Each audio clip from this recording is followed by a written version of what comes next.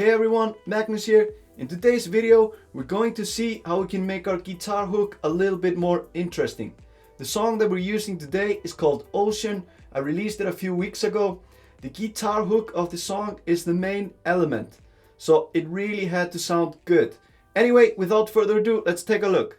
Before we check out the guitar and how we made it sound the way it sounds with all the processing, the plugins, the effects and all of that stuff, I want to listen to 1 minute of the track so you can hear the guitar in the song. The guitar is probably the main hook of this track, so it was very important to me that it sounded good. Let's check out the song and then we'll check out the guitar part.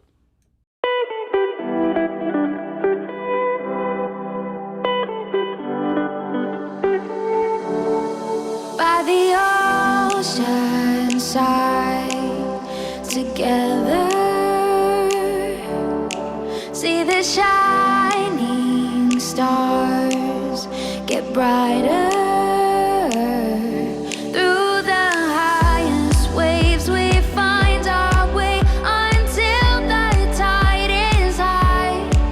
By the ocean side, together.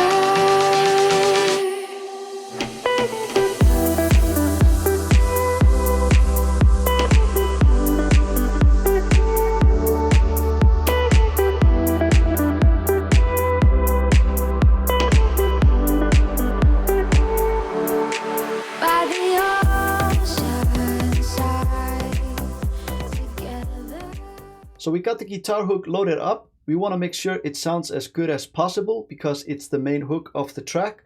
But in general, we just want to make sure everything sounds as good as possible. Let's listen to it with all the processing on, and then let's listen to it without the processing and see what kind of plugins and effects we've got on.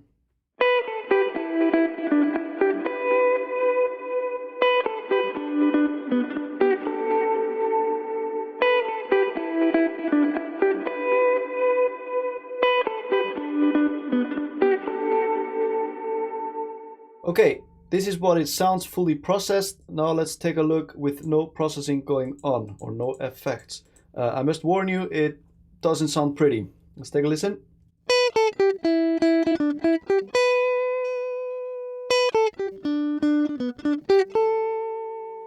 Yeah, that sounds pretty awful if you ask me. This is recorded line in, so straight into Logic. I have an amp back here that I record most of my stuff, but sometimes it can get time consuming.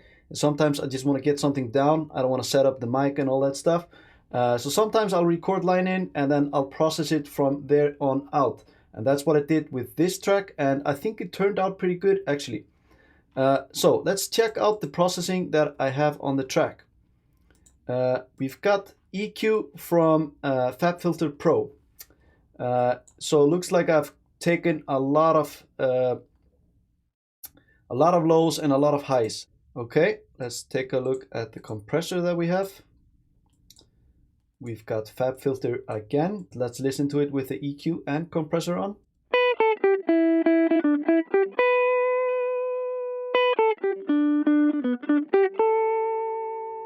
And then we have more from FabFilter apparently. We've got the multiband compressor. I use this sometimes just to tighten the sound a little bit. And then this plugin is one of the most important in this on this track. It's from Waves. It's called One Knob Pumper. It's from the One Knob series. So basically just a one knob and you can adjust it however you want. It's kind of a sidechaining effect, but I've tried sidechaining and compared it to the one knob and it's not exactly the same sound that you get. But it's kind of a side chaining, so it pumps the track a little bit.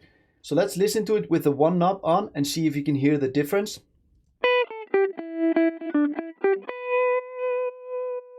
Hear that pumping? Let's try it again. You hear it well on that note over here. Let's try it without it.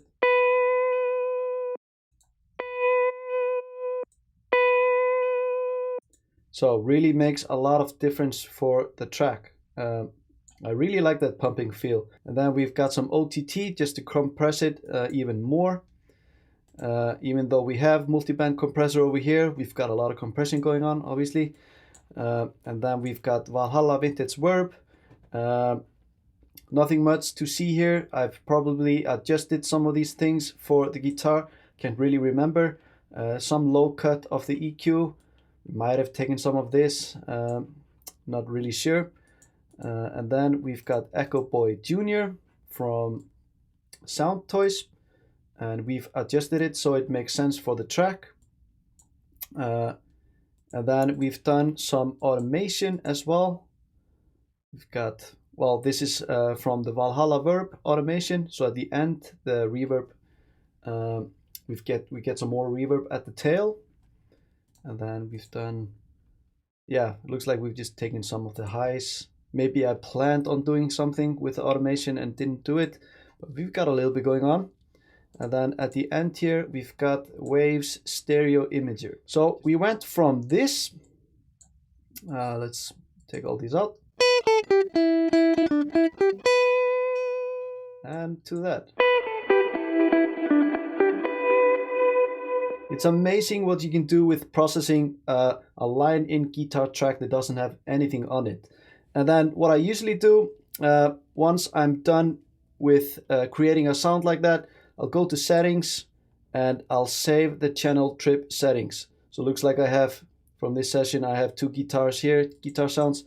So if I ever want to use that sound again, I can just load it up and it's already there. I hope you got some good tips from this video. Just how we can take a simple sound with nothing going on it and make it sound great and being the main hook of a track. That sounded awful in the beginning, but I like to do that sometimes. Get a completely rough sound and adjust it and make it sound great. Anyway, I hope this was useful. Until next time, peace out.